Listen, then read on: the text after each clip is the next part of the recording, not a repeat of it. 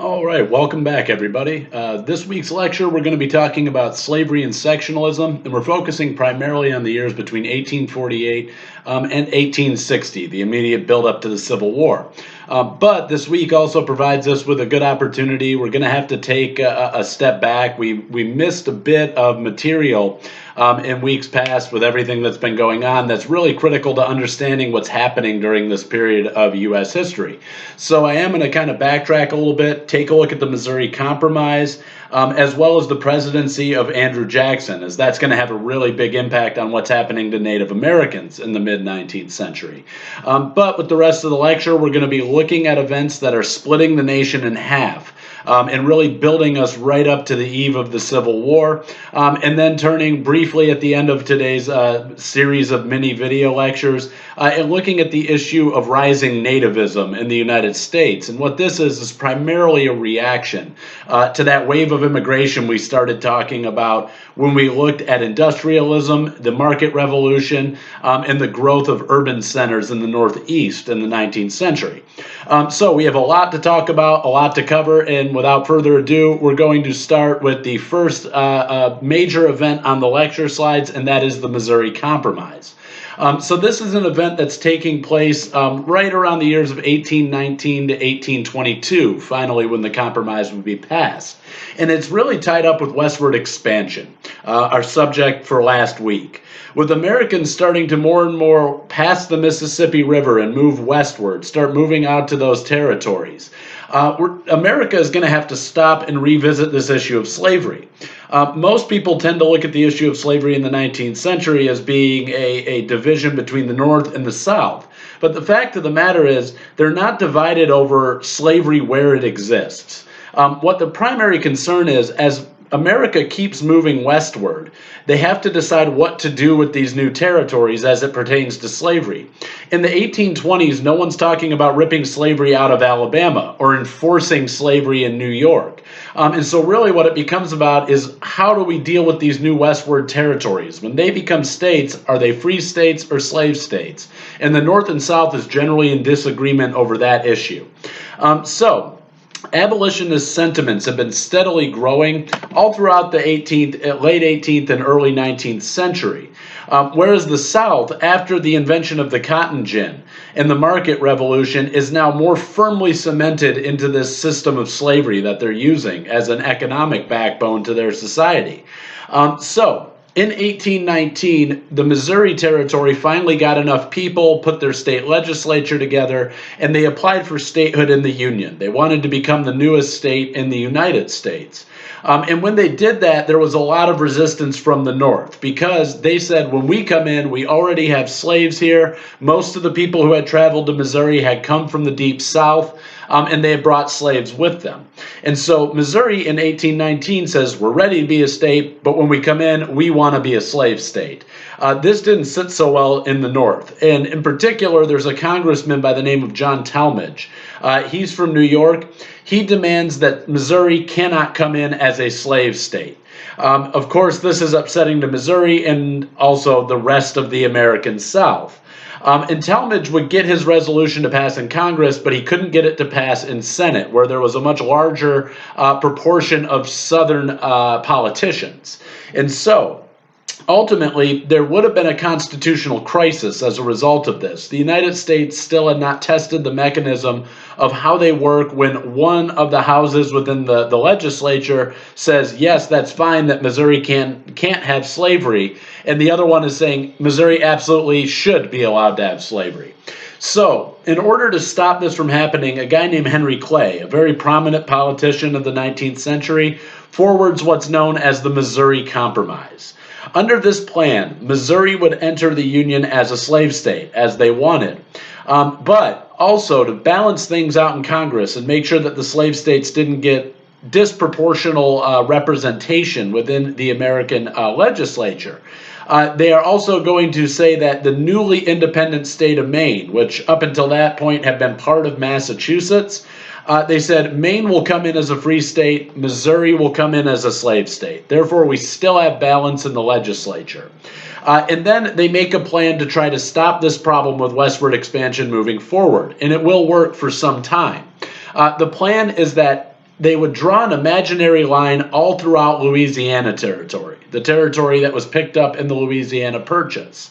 And that line would run at 36 longitude and 30 latitude. The rule moving forward will be that any state that applies for any territory that applies for statehood, underneath this line would come in automatically as a slave state. Slavery would be legal. Any territory that applies for statehood above that line would naturally come in as a free state.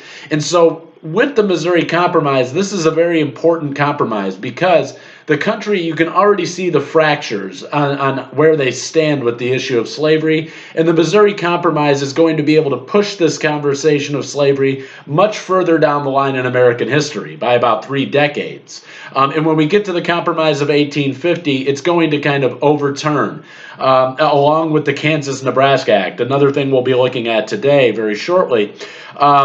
That is going to overturn this Missouri Compromise line. But for between 1822 and about 1850, the law on the books that deal with slavery in the United States, it's really, they're going to look back to the Missouri Compromise. If you're underneath that imaginary line, you come in as a slave state, and if you're above it, you come in as a free state. And so if you're following along in the slideshow with me, you can see where that roughly breaks down on the map. And what's really important to sort of take a look at is this line only works in Louisiana territory. So when we start having people move further west of Louisiana territory, when they start going out to places like, let's say California for the gold rush, that's going to be a major problem because the Missouri Compromise line doesn't deal with that area. It only deals with the Louisiana territory. So the next issue we need to deal with before we start getting to the real bulk of our lectures for this week in earnest, which is slavery and sectionalism in the 1840s to the 1860s, we do need to take another step back and look at Jacksonian era politics. So Jackson is really a major game changer in the political scene in the 19th century. And really, it's going to have a big impact on free African Americans and how they are being able to express their rights in the United States. And it's also going to have an even larger impact on how things are going to end up with Native Americans. So just a little bit of background on Andrew Jackson. He was born in Waxhaws, which it's right on the border of North and South Carolina. So he's firmly in a slaveholding territory, is where he is born and raised. But he eventually will run for state office in Tennessee. He's a politician who makes his career in Tennessee, even though he's from the Carolinas originally. Jackson is also considered in American culture a war hero. This guy is very, very famous. In the midst of the War of 1812, the British are funding a number of Native American rebellions in the U.S. South, mostly in the Southeast, like Georgia, Florida, those areas. Well, not so much Florida, but Georgia, on the border of Florida, Alabama, Mississippi.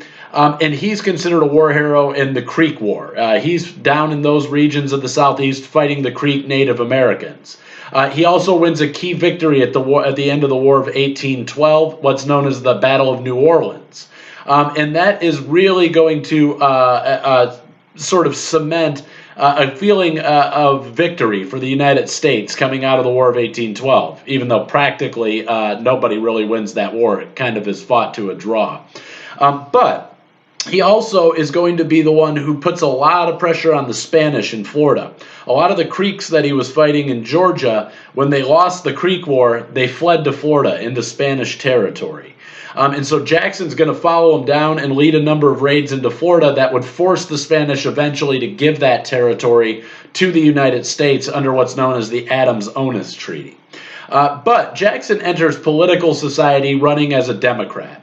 And he really sort of embodies the Southern slaveholding interests of this time period.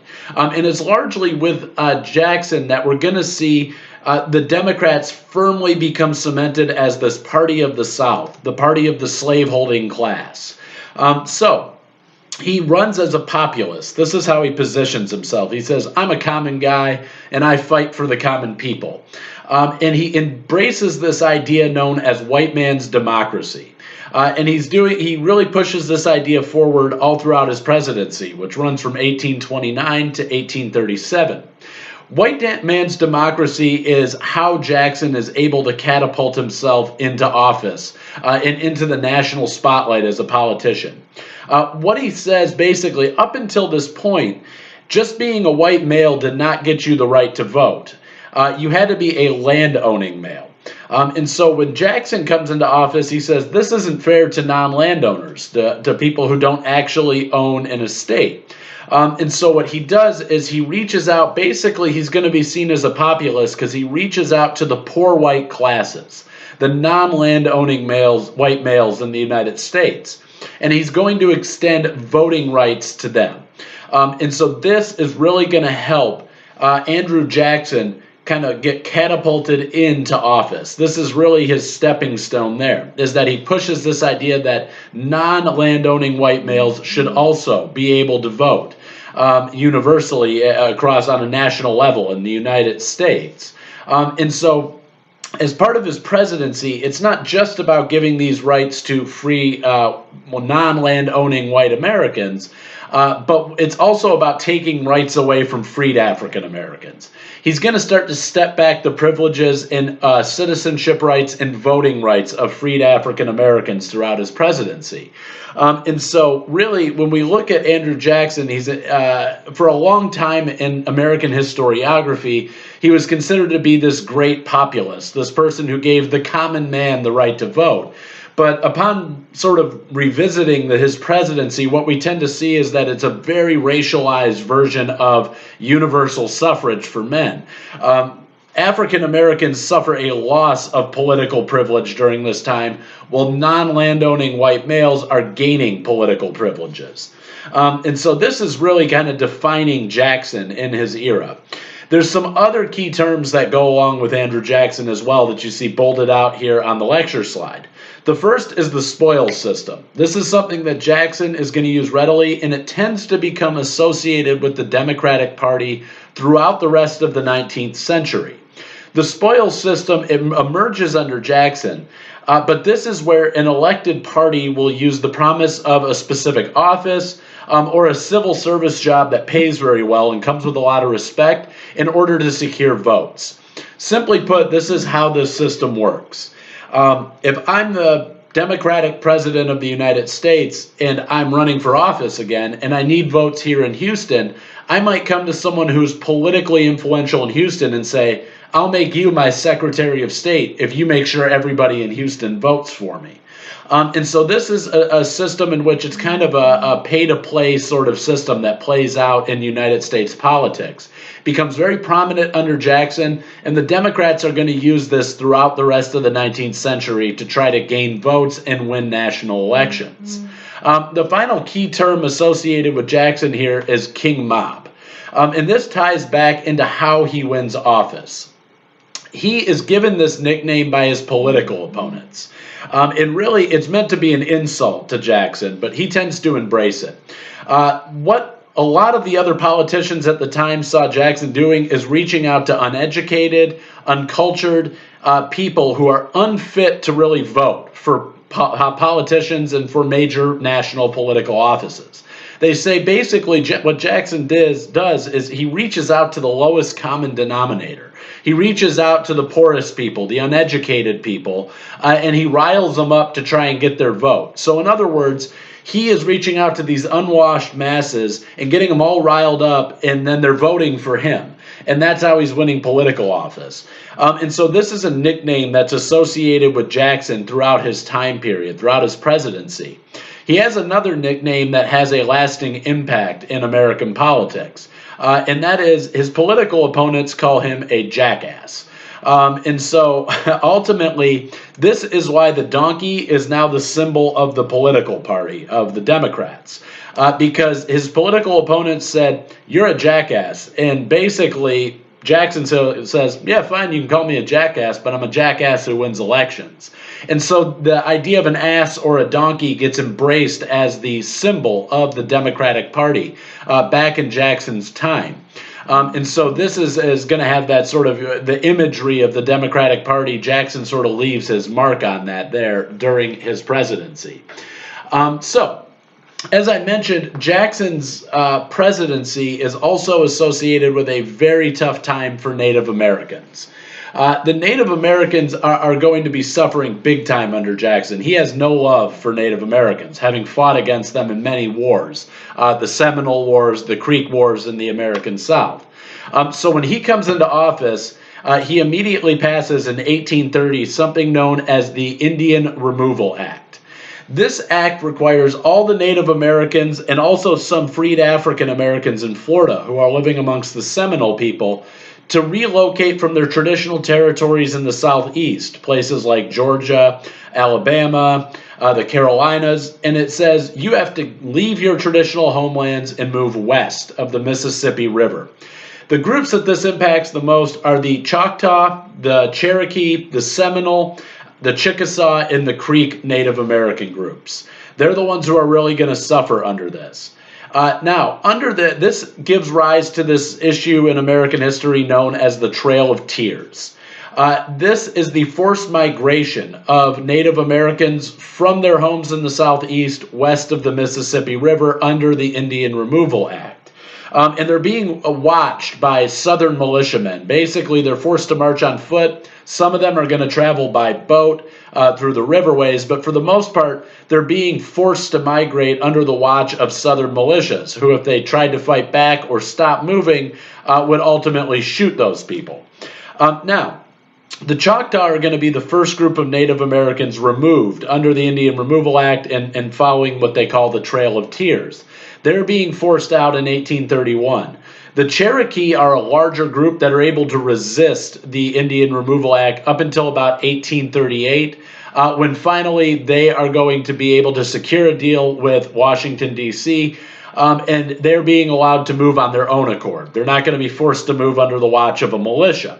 They're going to be moving on their own, but all of these Native Americans who are being forced to move are going to be moved to an area that back then and throughout most of the 19th century is referred to as Indian Territory. Today, we call that area Oklahoma.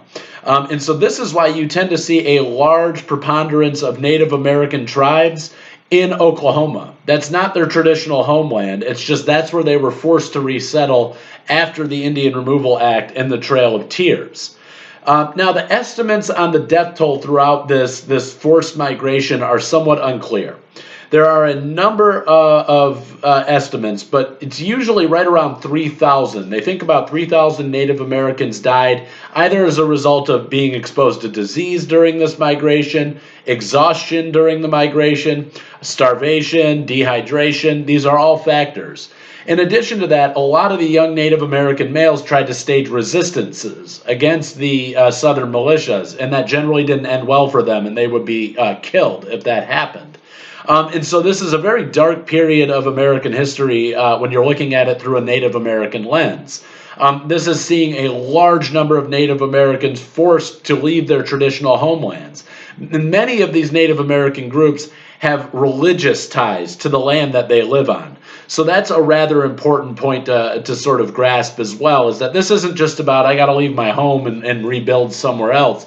Their land is sacred to them, and they're being forced to remove themselves from it and resettle in Oklahoma. So the final thing I'm going to talk about before we get into the bulk of today's lecture, and I sort of switch over on videos, is the emergence of the Whig Party.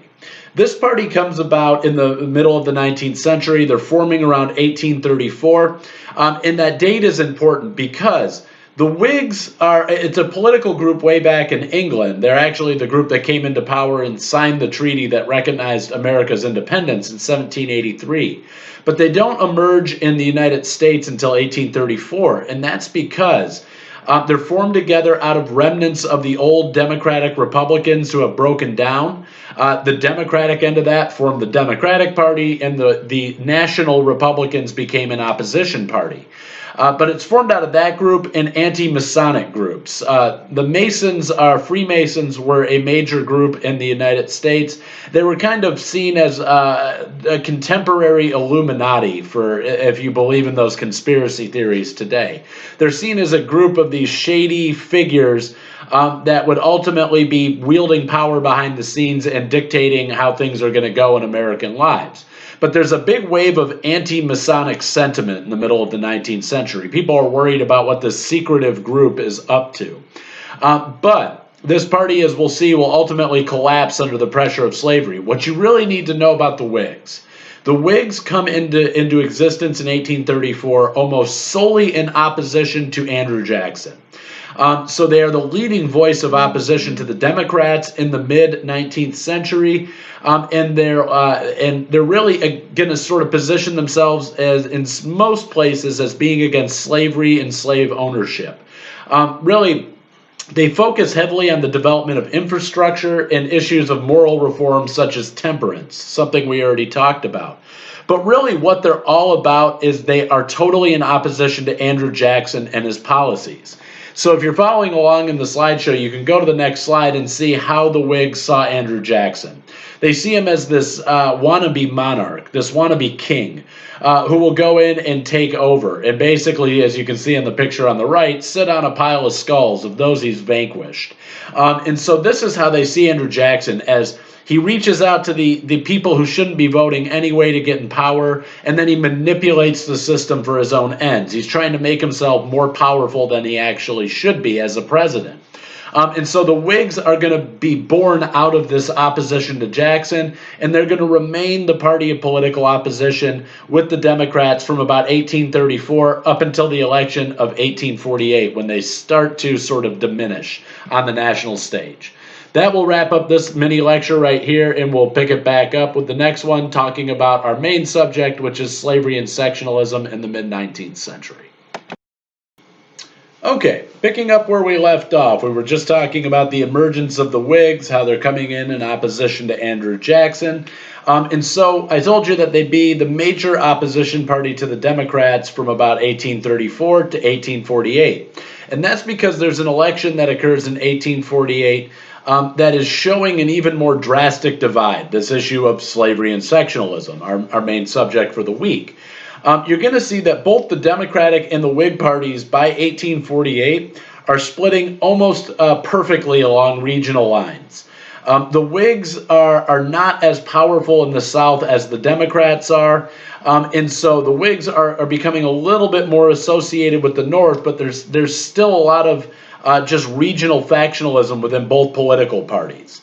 The Whig Party, after the election of 1848, is almost going to collapse completely because they can't keep any unity, because they have Southern Whigs and Northern Whigs, and they never agree on anything because of this issue of slavery. Now, the politicians are still sort of operating under something we've talked about in the past, that your textbook talks about. That's the gag rule. And basically what that is they're trying to avoid the issue of slavery altogether. They know that this is a political death sentence because no matter what you say about slavery, you're going to upset at least 50% of the country. And so a lot of politicians, their attitude towards slavery is, I don't want to touch that. That's going to be a really ugly thing for me because I'm going to lose support as a result of it. No matter what I say, you can't really be right. But the institution of slavery now is creeping westward, and it's something that American politicians can no longer ignore. They have to start dealing with this issue. And one of the main events is something we talked about last week, and that is the gold rush and the ensuing flood of 49ers into California. Because in 2 years, California gets enough people to apply for statehood, which they're going to do in 1850. So if you're moving along with me through the lecture slides, that brings us up to this issue. What we're really dealing with is the issue of slavery as it moves westward, and that brings up the Compromise of 1850. When California applies for statehood, they say, we don't want any of the issues that slavery brings elsewhere. We don't want to deal with this issue in the future. So frankly, we want to be a free state. And so California sits outside of that Louisiana territory, so it's not governed by the Missouri Compromise. And so this is another major political crisis. And Congress wants to, again, they realize what it means to deal really with the issue of slavery, and they know that that means war. And they're trying to avoid that. So every time the issue comes up, they want a compromise. And that's what the Compromise of 1850 is all about. It was mainly forwarded by two politicians, Henry Clay, again, the guy who brokered the Missouri Compromise in 1822, and an Illinois Democrat by the name of Stephen Douglas. So Under the Compromise of 1850, California would be allowed to enter the Union as a free state. Texas, that's a win for the abolitionists and the North. Texas is going to be cut down. If you remember looking at during the lecture on westward expansion, Texas gets shrunk into its modern day boundaries that we're familiar with today. They have to surrender their claim up to New Mexico and any lands north of the Missouri Compromise line. But they would be allowed to maintain their holdings in the Panhandle. So those are two victories for the North, and as with all good compromises, both sides are going to get something out of this. Now, the Southern congressmen are going to be able to reject the Wilmot Proviso. And this is a huge win for the South. If you remember what the Wilmot Proviso said, it said anything that was acquired from Mexico after the Mexican-American War and the signing of the Treaty of Guadalupe Hidalgo, those areas can't have slaves under the Wilmot Proviso. So the South is going to get this Wilmot Proviso overturned. They'll be able to reject this. And so that expands a whole lot of new territory up to slavery. That's a win for the South. In addition, they have to now come up with a way to sort of negotiate slavery in these new territories. Just getting rid of the Wilmot Proviso doesn't mean that slavery is going to be legal there. It just means that now it can be legal there. And so as a way of sort of dealing with this issue of how do you figure out if it's going to be legal or illegal in these new territories, they turn towards popular sovereignty. That's another issue we talked about during westward expansion. But popular sovereignty is the idea, it's a brainchild of a politician from Michigan by the name of Lewis Cass, and it basically means the people who move into the territory will vote on whether or not they want slavery or don't want slavery. But that is going to be a major victory for the South when they get the Wilmot Proviso overturned. And then finally, the biggest issue to come out of the Compromise of 1850. I'm getting my compromises confused. Don't do that on the exam. But with the Compromise of 1850, in an effort to appease Southern slaveholders, they are going to pass a stricter and much more pervasive Fugitive Slave Act. This is what the Southerners have been pushing for about the last 3 to 4 years, ever since the mid-1840s, kind of. They keep seeing runaway slaves and slave sheltering in the North as this huge problem. And so, ultimately, what happens with the Missouri Compromise is it's going to lead to a bigger change in what's happening for African Americans living in the North, people who are escaping slavery in the South and running to the free states. Just to finish off what we're talking about with the Compromise of 1850, before we take a closer look at the Fugitive Slave Act, New Mexico and Utah territories, once they get enough people, would then be deciding the issue of slavery through popular sovereignty. They would be voting on it. Now, as a spoiler alert, that's not going to happen. They don't get enough people in those territories in order to vote on the issue of slavery until after the Civil War anyways. So slavery's kind of been worked out by that point. Now, if you're following along with me here on that map, it's showing you that California is now entering into the Union as a free state. You're looking at the area that's being given up by Texas there as well, showing us how our state here got its modern boundaries. So they're giving that up, and that's a win for the North. But for any African Americans who are trying to run from the orange section of the map to the green section, life is about to get a whole lot worse under the passage of these fugitive slave laws. Now, it's important to understand fugitive slave laws have been in existence throughout the entire run of the United States' history. They've been in all throughout the 19th century.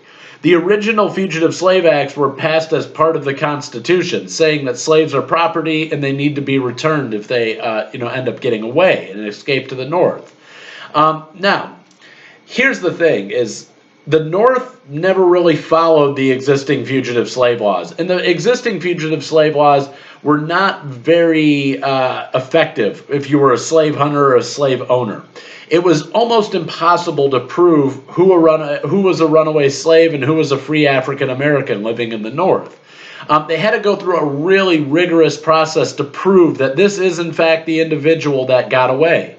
Remember, we're living in the era before flash photography. And slaves, even once that existed, they did not readily have a whole lot of pictures of their slaves. So you can't just go and say, yep, That's the guy right there. I've got a picture of him. So they're having to prove it with documentation to say that this is in fact the slave that got away from my plantation. He needs to be returned, or she needs to be returned. So even if you were able to prove beyond a shadow of a doubt that that is in fact a runaway slave, you still had to convince a northern jury to return that slave to slavery, and northerners never voted for that. The northerners who sat on those juries would say, nah, your evidence is a little spotty. But really, it's just because they don't want to put anybody back into slavery. They don't agree with the system. So, under the Compromise of 1850, this new Fugitive Slave Act is going to be passed. These laws would ease restrictions on slave hunters, and they would compel the federal government to help, and state governments to help in returning fugitive slaves to their rightful owners. Now, it also requires average citizens to aid in identifying and capturing any runaway slaves during this time period. And if they don't do that, they face a pretty hefty fine or a potential jail sentence. So now this act is threatening northern people, saying that if you don't cooperate with returning slaves to the South, then ultimately you might end up in jail, or you might end up losing a lot of money and paying this fine. To give you an example of how these laws are sort of structured, rather than going in front of a northern jury to prove whether or not somebody is or is not in fact a fugitive slave, they're now going to just simply go in front of a magistrate or a judge in the North. And a federal magistrate would be overseeing these cases. But as part of this new Fugitive Slave Act, they make corruption in order to sort of favor the slave owners and favor slave catchers. They say if you choose to send, as the magistrate, if you choose to send somebody back down into slavery, you get paid $10. If you choose to say that's not the guy and he's not the fugitive slave, then you only get $5. So they're offering you double the amount of money to return people to slavery. What starts to happen under these laws is that people who were actually never slaves, they were born free and lived in the North their whole lives, some of them are being captured arbitrarily, and just because they go in front of a corrupt magistrate, get thrown into slavery for the first time in their lives. They were never slaves. They were never runaways. And so this is a very pervasive law that impacts what's actually going on in the North. The North is looking at this now because they're saying, look, this is untenable. We can't deal with this. They hate these laws because what this is doing is it's making them complicit in the institution of slavery. What the North is now looking at is it was easy to sit back and go, yeah, I hate slavery and I hate slave owners and I hate the whole thing. But it's all the way down there in Alabama and I'm here in Michigan. I don't care. It's not my problem. It's not in my face every day. Now, slavery is spilling into the North as a result. So if you're looking for the importance of these fugitive slave laws, the importance of these laws are that it's making Northerners be complicit in an institution they just simply don't agree with. And so this is really putting a lot of pressure on people in the North. They cannot abide by these laws. So abolitionists up there refer to this law as the Bloodhound Act. And this is, it might kind of pass you by if you're reading through the lecture slides and go, all right, so what? They called it the Bloodhound Act. This is meant to denigrate and insult the slave catchers. What they're essentially saying by calling this the Bloodhound Act is that you slave catchers who come here to the North and drag people back for your slave owners, you're nothing but dogs. You're a bunch of dogs who work for your master. They sick you on these fugitive slaves. They sick you on African Americans in the North, and you just like a dumb dog go along and do their bidding. So it's meant to really insult the slave catchers and say, basically, you're just a pawn or a tool of the slave owners in the American South.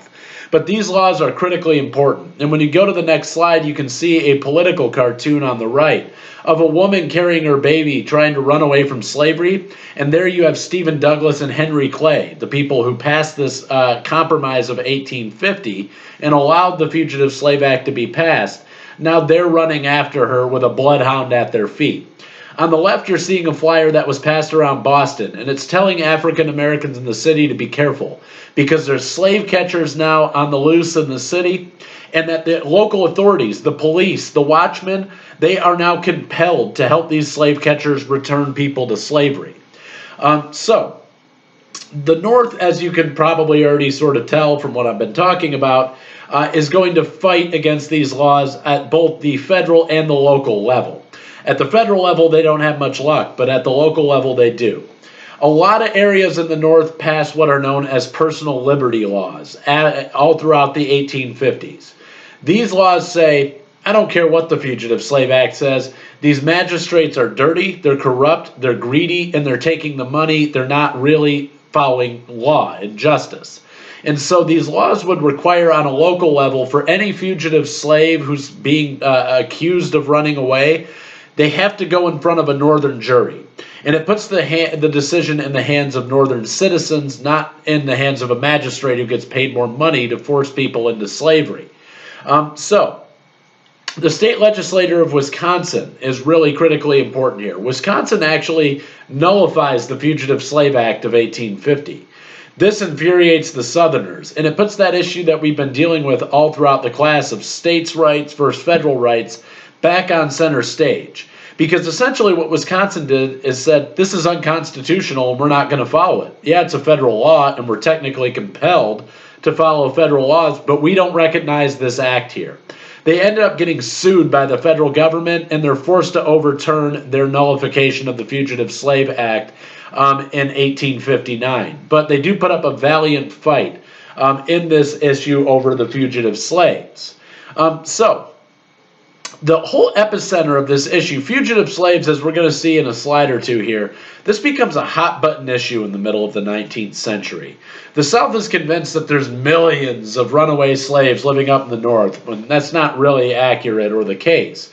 But what's really going on here is there's one particular area of the United States, particularly of Michigan, that's going to cause the Southerners to become infuriated over the issue of fugitive slaves and cause them to kind of blow this out of proportion. And that's Cass County, Michigan. They're at the center of this furor over fugitive slaves in the mid-19th century. The majority of Cass County in Michigan, their population, their white population, they're Quakers. This is a really, even to this day, this is a super rural area of Michigan. That's my home state. I've been through the area many times.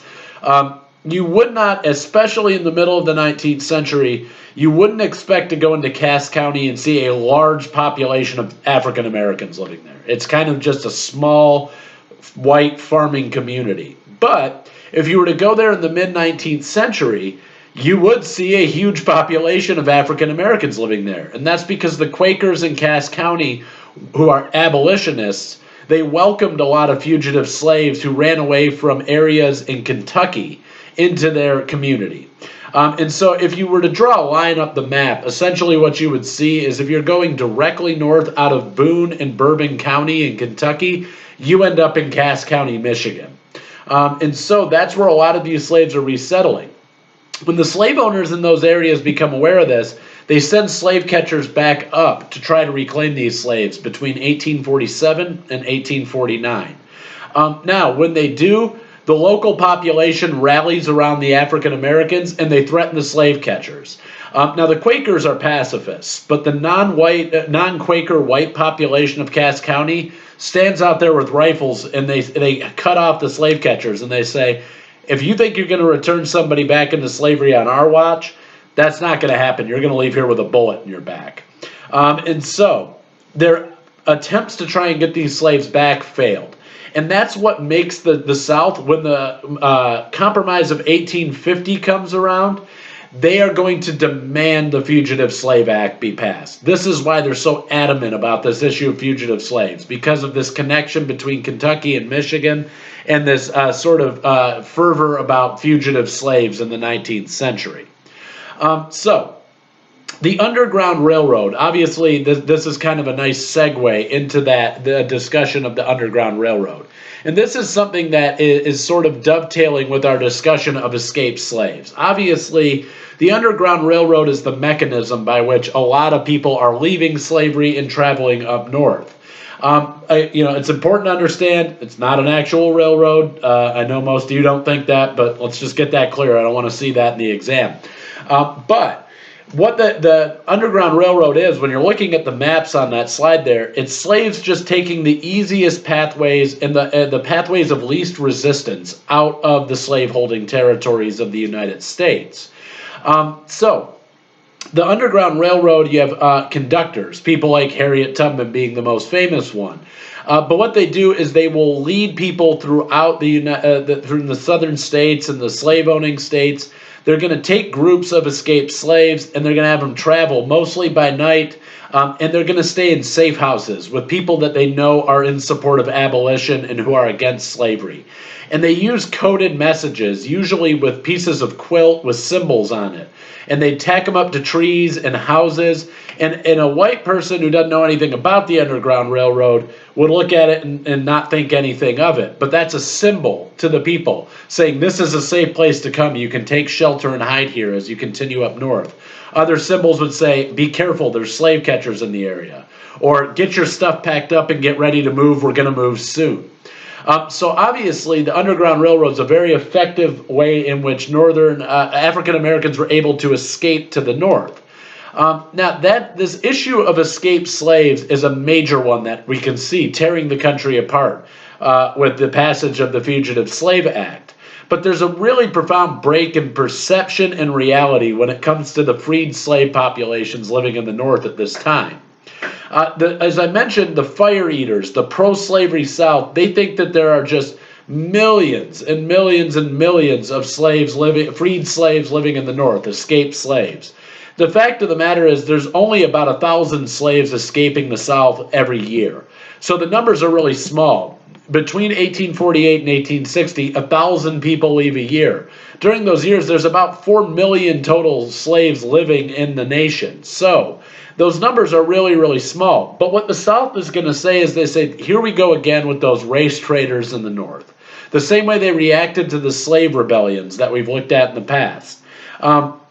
They're going to greatly exaggerate this number of escaped slaves in the North and say, here are Northerners promoting our slaves. They're telling them to run away. They're helping them run away.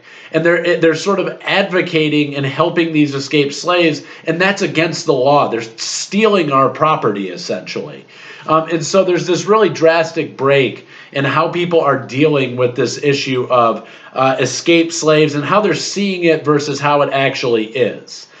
So this seems like a pretty neat place to wrap up my lecture right now, this little mini video lecture, and we'll pick it up and start talking about some of what's going on with the Kansas-Nebraska Act, the next major event dealing with slavery and sectionalism in the United States in the mid-19th century. All right, so our next topic in these mini lecture videos here is the Kansas-Nebraska Act. We're just following right along with the PowerPoint lecture. And so this is really dealing with slavery in these newer Western territories. So while everybody's arguing about the Fugitive Slave Act and they're constantly dealing with this issue of escaped slaves, many Americans are still simply trying to ignore the institution and the fight over its existence. A lot of Northern people are still kind of like, slavery's horrible, we don't really want to be drawn into it. But with the passage of the Compromise of 1850 and the Fugitive Slave Acts, it had quelled fears of disunion and a strong, prosperous national economy. It starts to distract people from slavery, but it also starts bringing this issue of slavery into northern streets. At the same time, America is looking to continue expanding. They're still trying to move westward. So I know we're backtracking and moving around in time period a lot, but really what's going on here is by the mid-1850s, we're still dealing with that issue of westward expansion. That's really what the issue of slavery is all about. And as a little keynote here, when you're dealing with your signature assignments, it's something you want to address in the introduction, is this issue of it's not so much slavery where it's already in existence that puts pressure on America. It's how do you deal with slavery moving west? And so America is considering strongly, they want to move out. They're heavily expansionist. They're trying to get into Latin America and the Caribbean. They want to expand and purchase Alaska. They're trying to do all these different things. But every time they do that, they are ultimately going to be stopped from expanding because if you go and pick up Cuba, let's say, Cuba's got 300,000 slaves. It's automatically a slave state. If you go and get Alaska or Hawaii, Well, those are free territories. They have been since 1807 under English law. There's no slaves there. They're automatically going to come in as free states. And so it's just going to put more pressure on the U.S. So in 1852's election, you have the Whigs are starting to peter out, and the Democrats are also sort of split on this issue of slavery. But they both put forward moderate candidates. They're trying to get everybody to calm down because this issue of slavery after the Compromise of 1850, people are all riled up. And so the Whigs are going to select General Winfield Scott. He was very famous in terms of mapping the American West. He's actually famous for correcting that mistaken map that Stephen Long had published back in 1823. The Democrats are going to select a guy named Franklin Pierce. He pushes this message of expand, expand, expand at any cost. But both candidates step forward and go, we vow not to mess with the Compromise of 1850. We're not going to touch that. We're not dealing with slavery anymore. We're really both about expansion and moving. Now, Franklin Pierce wins the election pretty easily. He gets over 50% of the national vote. But this election, what it really means politically is the end of the Whig Party. Scott is going to align heavily with anti-slavery ideals, and he loses the support of the South. And as far as the South is concerned, they're done with the Whigs.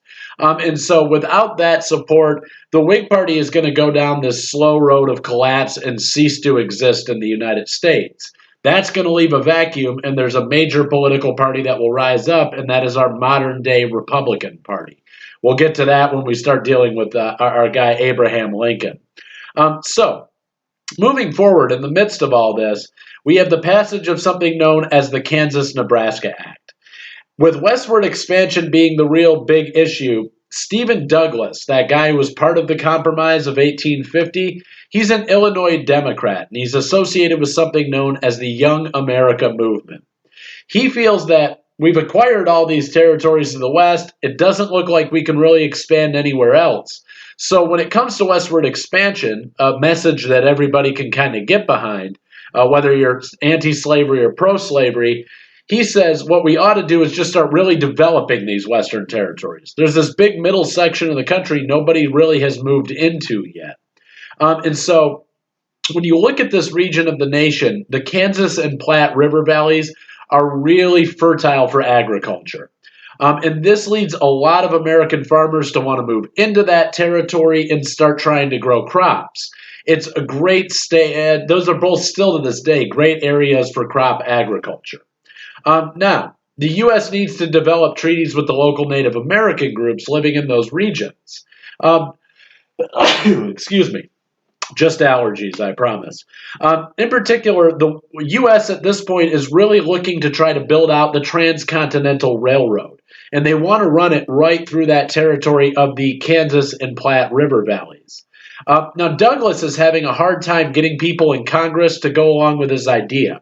Particularly, the Southern Democrats, they all want to build a different transcontinental railroad. They want to draw up a plan for one that runs from the American South all the way out to the West Coast into Southern California, right here through Texas and New Mexico. So Douglas, a Democrat from Illinois, needs Southern support for his plans. And in order to get that support, he actually has to arrange to repeal the Missouri Compromise line out of the Louisiana Territory. He wants to get he basically takes away this line that had been keeping the peace in the United States for almost 3 decades now. And so really what we're looking at is in order to get Southern congressmen to go along with this idea of developing these areas of the country, Kansas and eventually Nebraska, he needs to promise them that he will get rid of the Missouri Compromise line. And he's going to be able to do that largely by he's looking at trying to run for president a little bit later in his political career. And he's hoping that by passing what's known as the Kansas-Nebraska Act in 1854, this is going to launch him onto the national stage and really set him up for a presidential run. Now, what this act does is it repeals that Missouri Compromise line. So that imaginary line in Louisiana Territory, poof, goodbye. It's no longer in existence.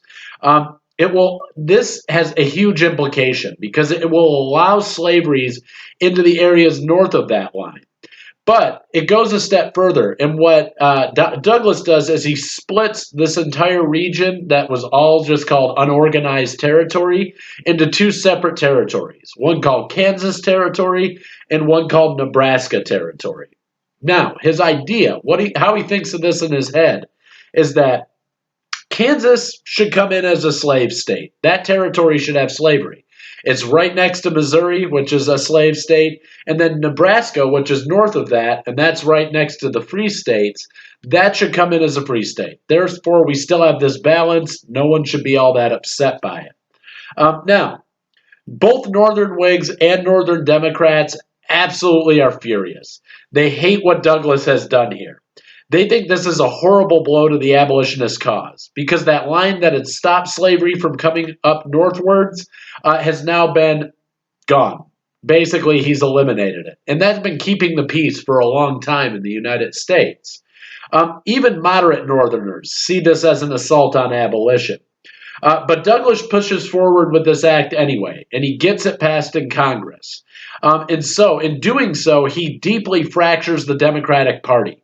The Northern and Southern Democrats no longer can agree with one another. They see two totally different things when they look at the same picture. And so what this ultimately does, kind of ironically, is he's hoping, I'm going to pass this law and everyone's going to think I've done a great job compromising between abolitionist and pro-slavery. But he doesn't do that at all. He absolutely kind of ruins his career. He invites this controversy in by repealing that Missouri Compromise line. And so this is going to weaken the party. The Whigs, they're going to completely break under this. Not a single Northern Whig in Senate or Congress would vote for the Kansas-Nebraska Act. The Southern Whigs, they're going to flee the Whig Party and go and join the Democrats down in the South. That will more firmly cement the South and the Democratic Party as being sort of bedfellows. The Democrats thus become the party of the slave-owning South. So the death of the Whig Party shows this true ideological divide. It's no longer about political party. If we were to put it in the modern day context, it really wouldn't matter whether you're a Democrat or a Republican.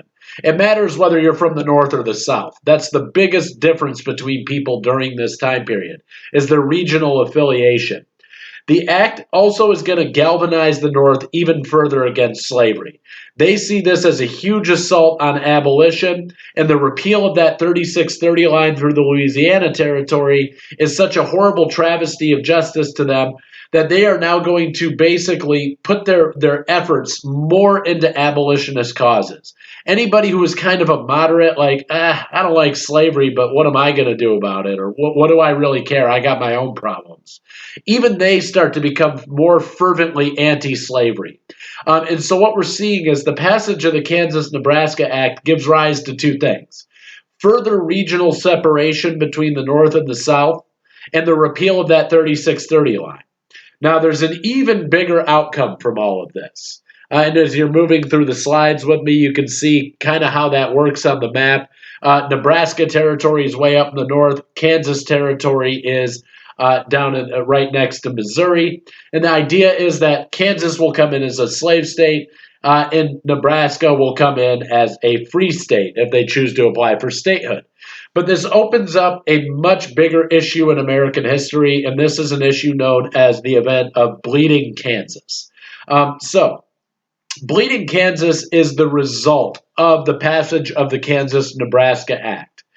After the country gets divided, this territory gets divided over the Kansas-Nebraska Act, if we go back and think about what we were just talking about a few slides back, popular sovereignty was going to be what decided the issue of slavery in these newly created territories.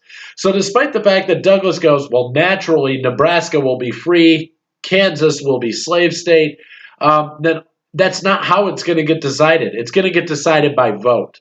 And so what happens is both of these territories are now open to a vote on whether or not slavery will be illegal or illegal.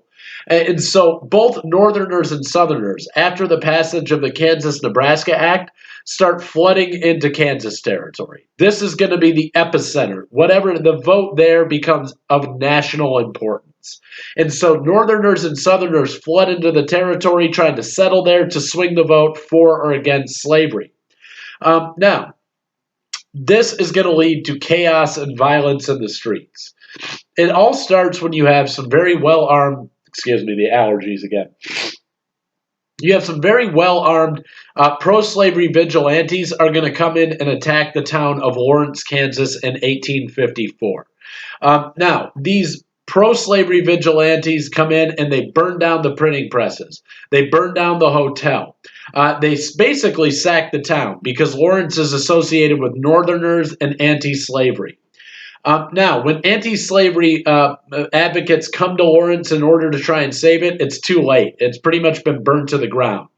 Among them is a very zealous guy by the name of John Brown. He's somebody we're going to be introduced to a little bit later on in our lectures, in our course here.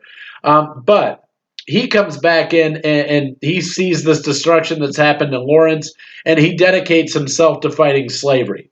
A little bit later on, Brown is going to stand up in the middle of the church that he goes to in Maryland, and he's going to say, I was told by God, God spoke to me, that it's my job to eliminate slavery from every inch of American soil with bloodshed. He's a white guy, and he's kind of an interesting figure. Most people in his time period, even abolitionists, thought he was a little nuts. But he says, God told me and me alone to go and kill every slave owner in the American South and free the slaves. And that's something he's going to attempt to do further on down the line. For our purposes here in Kansas, this whole event of Bleeding Kansas, the Brown rallies up a group of anti-slavery vigilantes. So what we're having here is vigilante attacks back and forth in Kansas. He organizes a counterattack on the pro-slavery town of Pottawatomie Creek, Kansas. Now, as they start to lay siege to this town, just as the vigilantes had done in Lawrence, they actually are going to start pulling a bunch of people out of their houses. They actually dragged 5 guys out of their house, and they slaughter them in the streets with sabers and swords and knives. They have guns on them. Think about the level of rage and anger that this takes. They have a gun. You could just shoot the guy in the head and put him out of his misery. They actually mutilate and hack these guys to death in the street. And it shows you the level of violence that's starting to escalate around this issue of slavery. These attacks would set off an unprecedented back and forth of attacks and counterattacks. All of this craziness starts to break out in Kansas. Pro-slavery and anti-slavery settlers are all pouring in, and they're attacking and killing each other. It's basically it's like the Wild West. It's chaos. And this is an event that the media at this time period dubs it Bleeding Kansas. And so this has often been labeled as sort of a quasi-civil war. This is really where we first see the outbreak of violence between anti-slavery and pro-slavery people right there in Kansas. They're literally killing each other in the streets. Franklin Pierce, the President of the United States, has to send in a new governor and 1,300 federal troops to try and keep the peace in Kansas territory. That'll settle things down for a while between about 1854 and 1857 when this all breaks out again. But what we see happening here is the North will respond to this event overwhelmingly. They start sending down money, weapons, and more settlers to try and shore up the vote against slavery in the territory. Now, on the other side, you have the South is going to be swinging things their own way. They start sending what they call border ruffians across the border of Kansas. These are legal citizens of Missouri. They have no intention of settling in Kansas. What they're going to do, Missouri's right next door. In fact, Kansas City, the city that is very popular for the Royals and the Chiefs and all that, they're split between Missouri. That city itself is on the border of Missouri and Kansas. But the border ruffians jump over from Missouri just long enough to vote in the election and swing it towards slavery. And so ultimately what they're going to do is start trying to swing the vote with illegal votes because these people are not going to stay in Kansas. They're going to go back home to Missouri. But ultimately, this is going to become a problem. And what's going to happen is that this will all start to sort of change into this national issue. What started as popular sovereignty, let's vote on the issue of slavery, became a national referendum on the issue of slavery. Even though you have people are furious about Douglas's removal of the 3630 line in the North, the South sees this as a great opportunity. Everyone knows that now it's all about voting in these new territories. It's all about popular sovereignty. And so everybody is going to start taking their own tactics to try and get people in there. We talked about the border ruffians. The North uses something called the Immigrant Aid Company. They start sending people down south, down to Kansas by the thousands.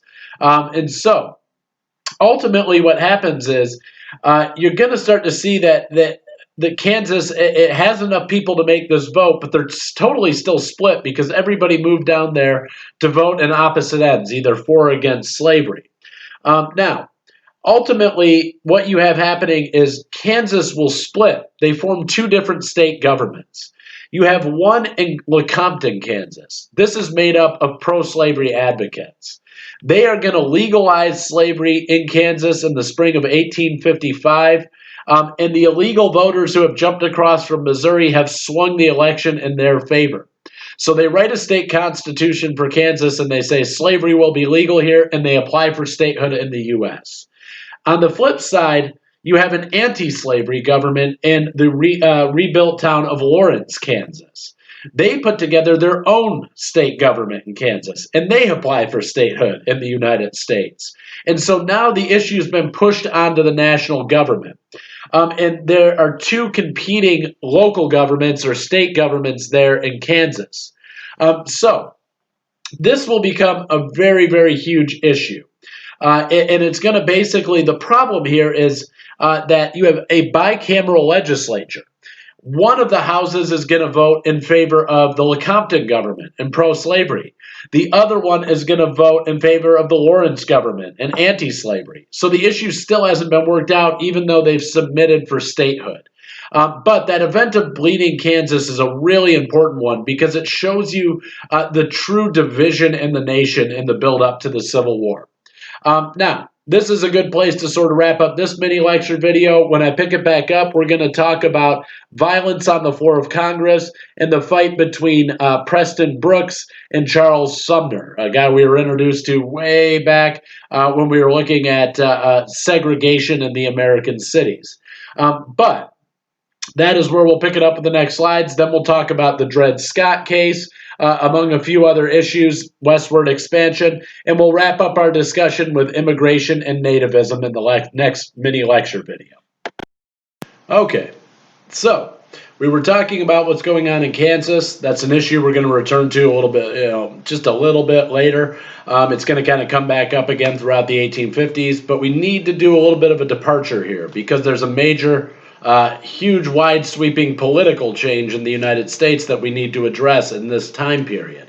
And that is the rise of the Republican Party.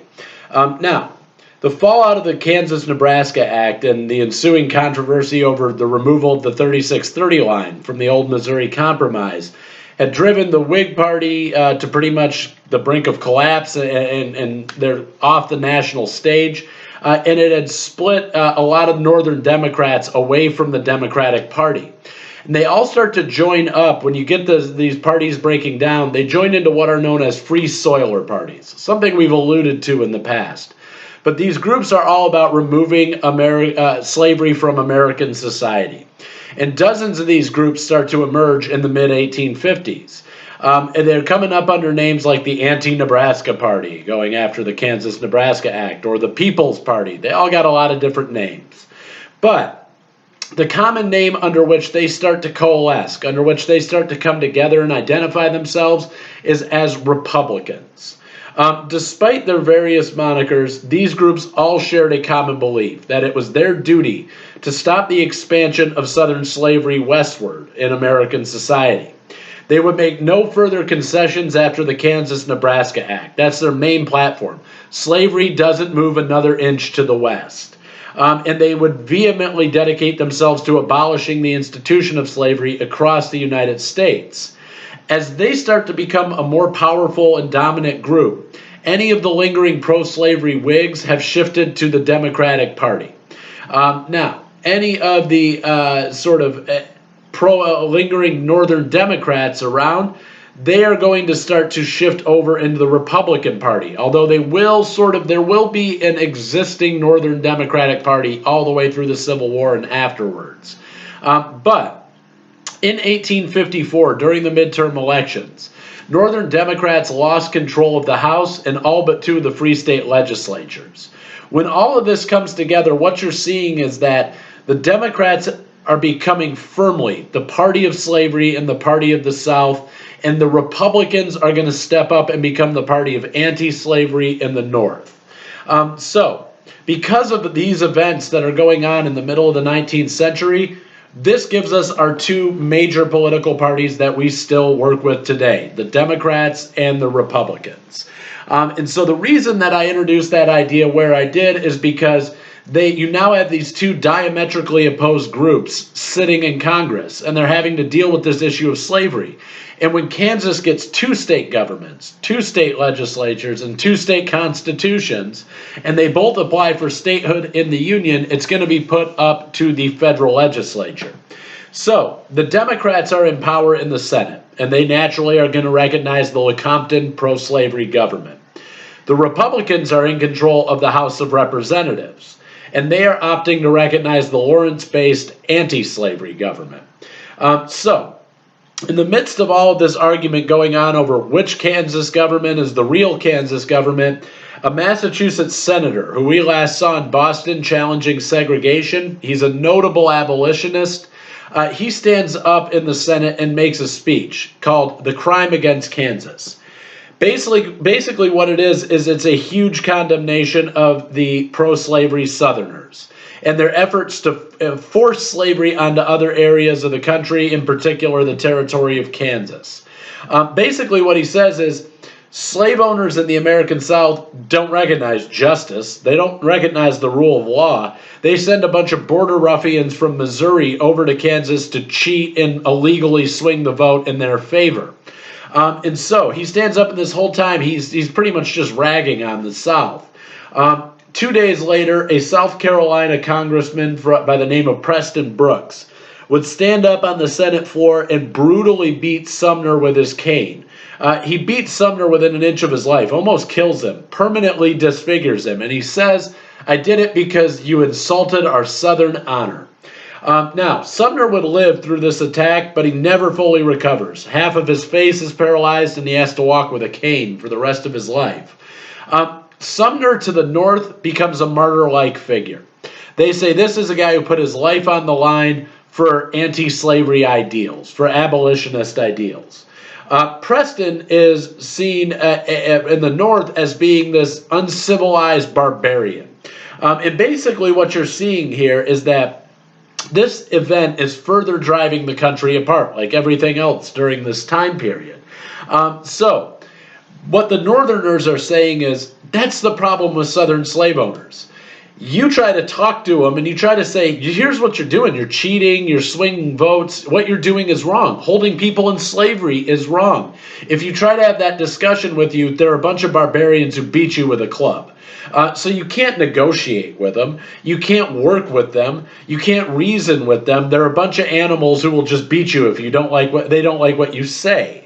And so that's the way that the North is starting to view the South. And so when you look on the other hand, Southerners see Preston Brooks, the guy who beat Sumner, as a hero for defending the dignity and the honor of the American South.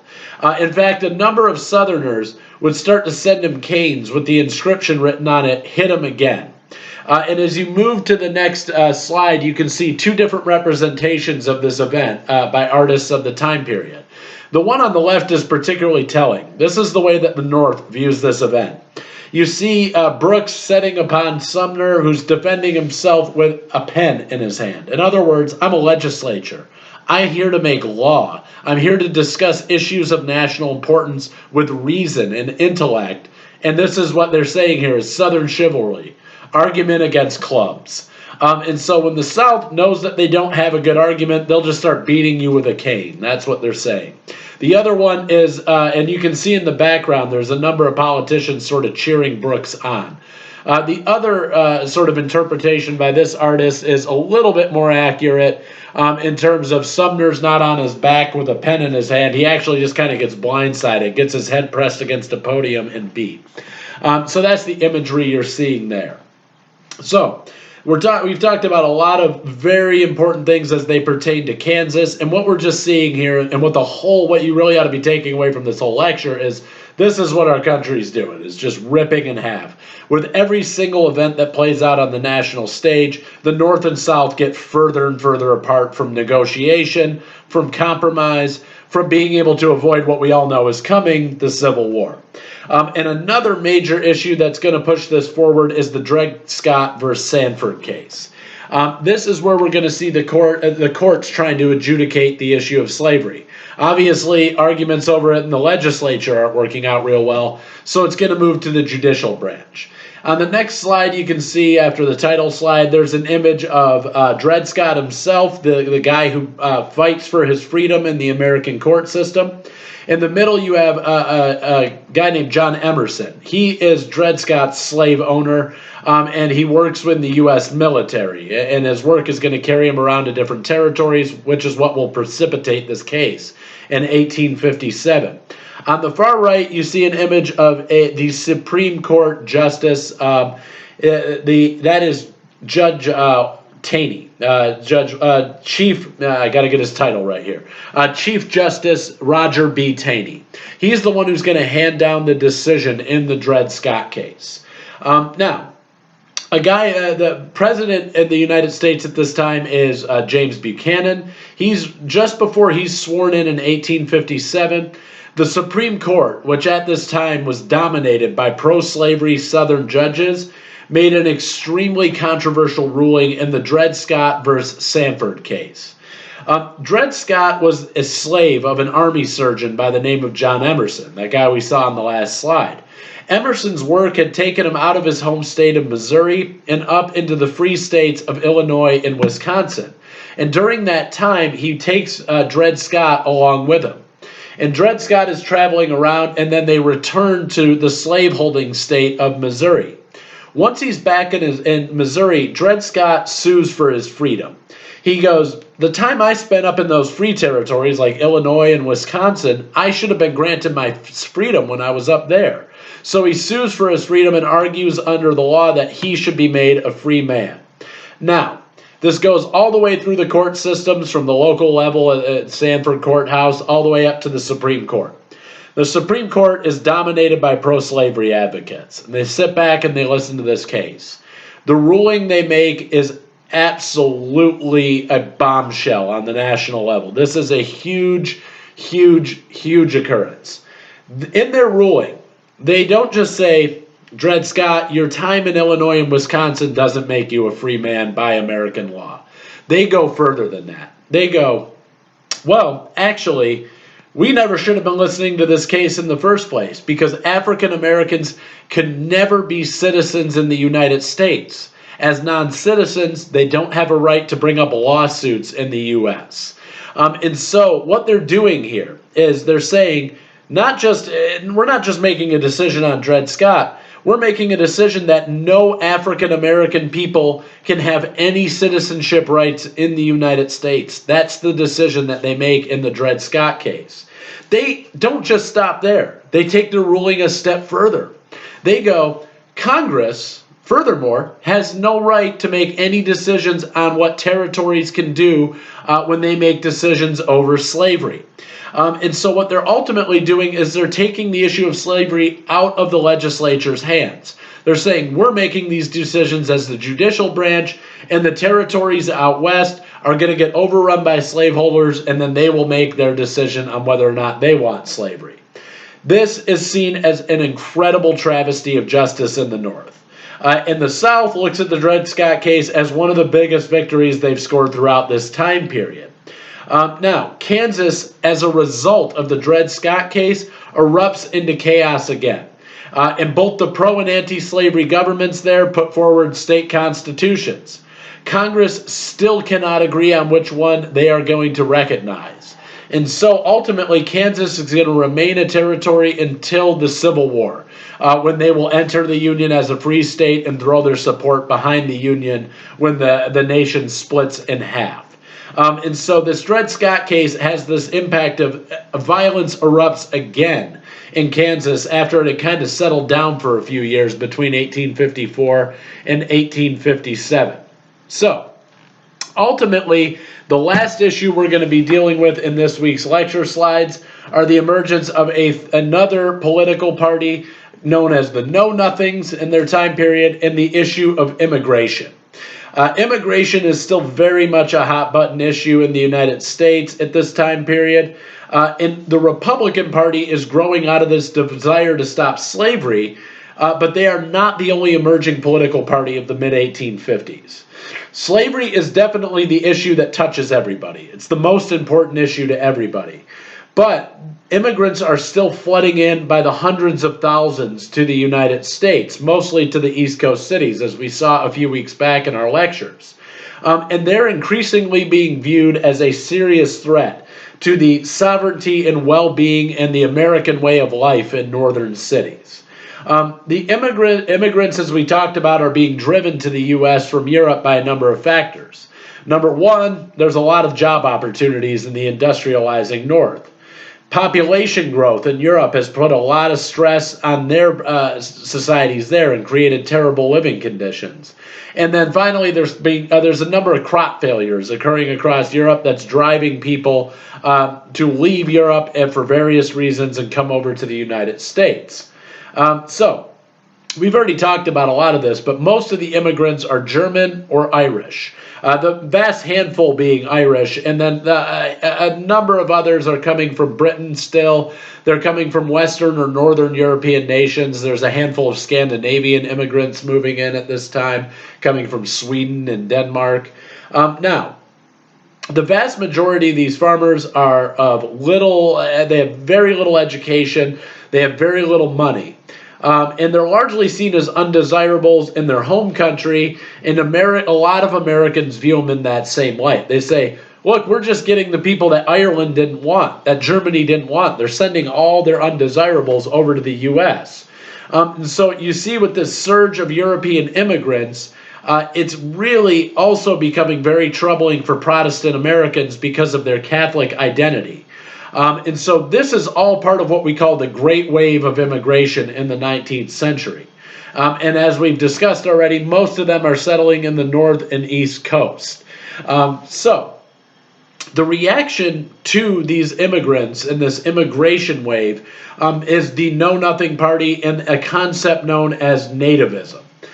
So basically, while a lot of people are looking at this issue of slavery as being the biggest one of the time period, you're going to see that nativism starts to grow. And nativism definitionally is a belief that America is a land for Protestant white Anglo-Saxons, people from English-speaking countries or Germanic-speaking countries. But for the most part, they're narrowing it during this time period. They're really looking at Protestant whites from English-speaking countries. They understood the rush of immigration into the United States at this time period to be a major threat to the political, social, and economic well-being of the United States. This drove nativists into near hysteria. Protestants had always been leery of Catholics because they answer to the Pope, not to the national authority.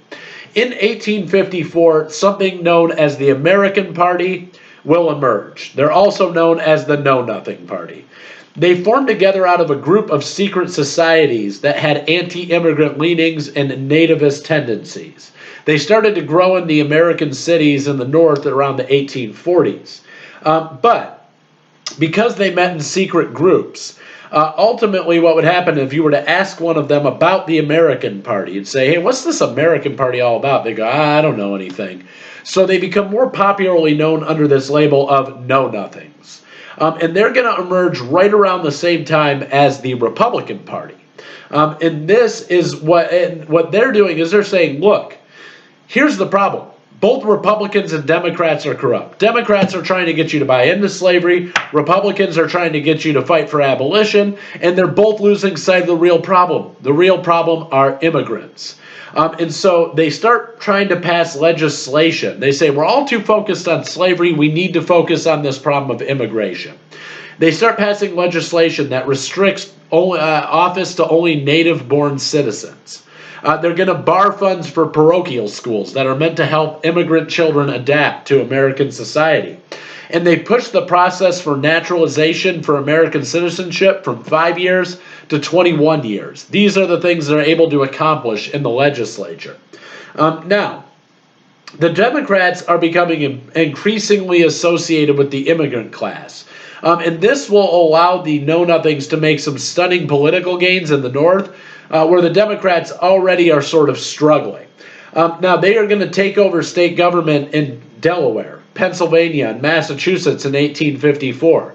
They make major gains in the state legislatures in New York, Maryland, California, and Kentucky in 1855. So, the major question facing America in the mid-1850s is there's two emerging political parties, the Republicans, who are all about ending slavery, and the know-nothings, who are all about ending immigration to the United States. Which one is going to win out and replace the defunct Whig Party? Now, ultimately, what we see happening here is that the Republicans, as you know, are going to win out, because slavery is a national problem. When you look at those states where the know-nothings make gains, they're mostly states with big immigrant populations. But if you're not in a state with a big immigrant population, then you don't really care what the anti-immigrant people are talking about. And so the know-nothings aren't able to get national traction. They stay sort of at the state level, and the Republicans will become that new dominant party to oppose the Southern Democrats. Now, anti-immigrants, just because the know-nothings aren't really going to survive as a viable political party, doesn't mean that nativist sentiments go away. Really what's happening here is that this is something that will continue all throughout the 19th century, and most people, I think, would reasonably argue that there are still nativist tendencies in the United States today. Whenever we get large numbers of immigration, there's a pushback to that immigrant group. They start vilifying that group. And so if you go through the rest of the slides here, taking a look at the imagery there, what you see is their depiction of Irish and German people. And this is how they're sort of depicting this problem with immigration. You have a German guy running in a lager beer barrel and an Irish guy chasing him with a club, what they call a shillelagh in Irish culture. It's a club. And he's wearing a jug there, or a barrel that says Irish whiskey. So this is depicting them all as drunks. When you go to the next picture, you can see an image of an Irish immigrant there. He's sitting on Uncle Sam's gunpowder, and he's got a lit torch, and he's waving a bottle of whiskey around in the air. And so what you're seeing there is really this image of the Irish as being this very dangerous. They're about to blow the country up. They're a bunch of bad drunks that we can't really trust to be good American citizens. And then on the far right, there's an image of a boat, and it's got the title, The Poorhouse from Galway.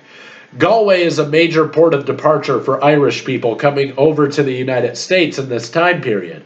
And so what they're saying here is basically what Ireland is doing, and by extension, they're talking about all of Europe.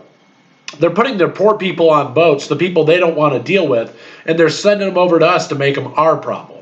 And so this is the kind of rhetoric, nativist rhetoric, that stays in American populations for the long haul. And so, again, I always remind people, I hear people when they talk about what we deal with today with immigration and anti-immigrant tendencies, they go, well, immigration's always been a part of the United States. I don't know why people are getting all bent out of shape. But if you're looking solely at history, America has a very poor track record of integrating immigrants into American society. During this time period, they hate the Germans and the Irish. You move a little further into the 19th, early 20th century, it's the Eastern and Central Europeans Europeans, the Italians. They hate them as well. And there's nativist tendencies against them. On the West Coast, the Chinese and other Asian groups like Japanese are hated out there. They face nativism. In modern times, we see the same thing towards Latin American migrants moving up. And so it's important to understand that this has a long tradition in American history. We've always been a country of immigrants, but we have never successfully squashed out this idea of nativism. You still have that anti-immigrant pushback there. So, the last thing I'll say to wrap up this week's lecture videos is I didn't talk about John Brown's raid. It's something I'll address when we come up with next week's lecture videos, which actually that'll be week 15's lecture videos. We'll be looking at it then. But you're going to be reading about it in your book, and you should just get the general outline of it. Basically, John Brown, that guy who led the raid for the anti-slavery advocates in Potawatomi Creek, he's going to lead a raid on Harpers Ferry, Virginia. Ultimately, he's going to fail in his raid, and he'll be killed by the U.S. Marines there. He's captured by the U.S. Marines, forced out of hiding, and they're going to execute him. But he will become a signal for the abolitionist cause in the North. You're reading about that this week in your textbook, so just make sure you pay careful attention to that. As usual, if you have any questions, concerns, feel free to shoot me an email. Bye-bye.